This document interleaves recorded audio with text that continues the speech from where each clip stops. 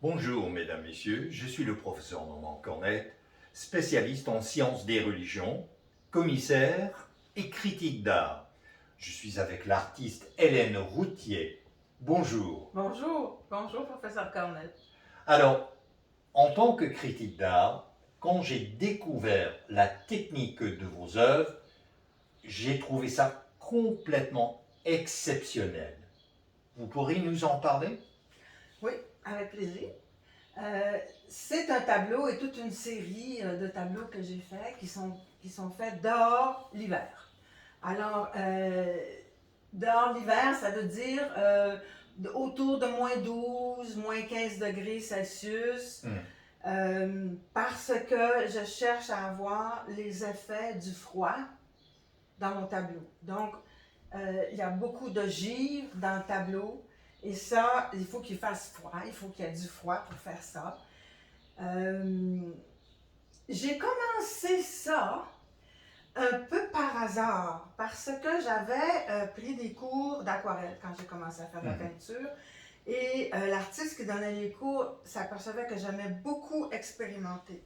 Alors, pendant les vacances d'hiver, il m'a prêté une revue d'aquarelle, mais d'expérimentation.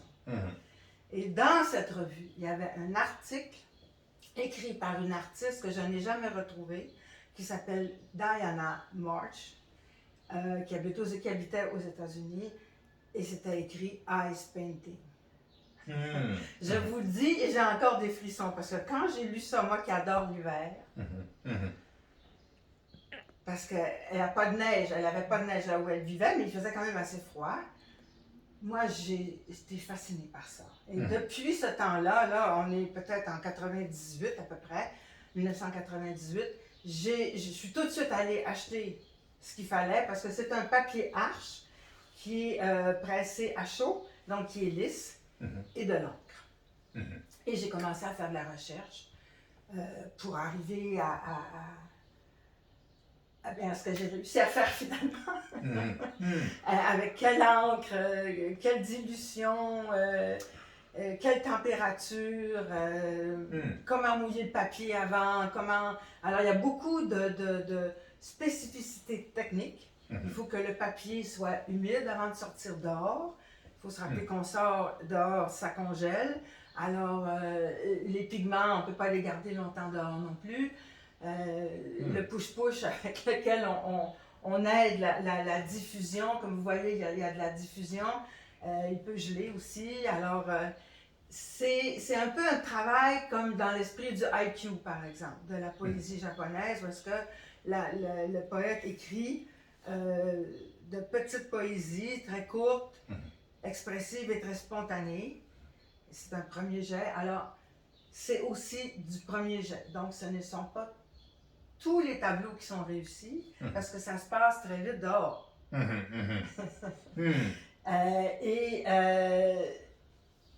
J'attends que ça gèle, il faut que tout soit bien gelé, bien figé. En fait, ça grave dans le papier. Le froid grave dans le papier toutes sortes de motifs. Et parfois, il sépare les pigments. Il y a beaucoup de surprises qui se produisent. Parfois, c'est l'émerveillement total de voir ce qui se passe. D'autres fois, c'est la décision. Non, il ne se passe rien d'intéressant. Alors, il y a du grand givre, quelque chose qui ressemble un peu à des flocons.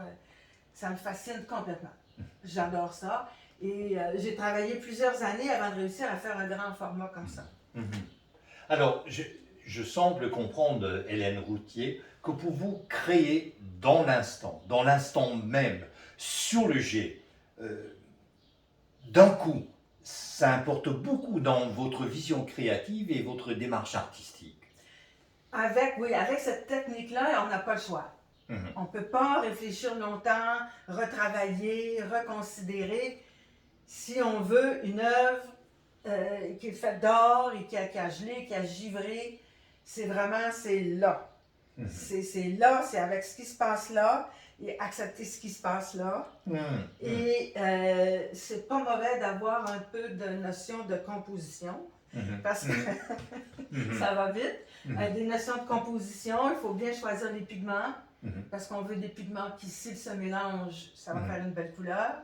On ne veut pas que ça devienne toute brune, là. Et garder des espaces libres, donc avoir en dedans de soi, qu'est-ce que c'est une composition? Qu'est-ce qui fait un bon tableau? Puis travailler avec ça, puis se faire confiance.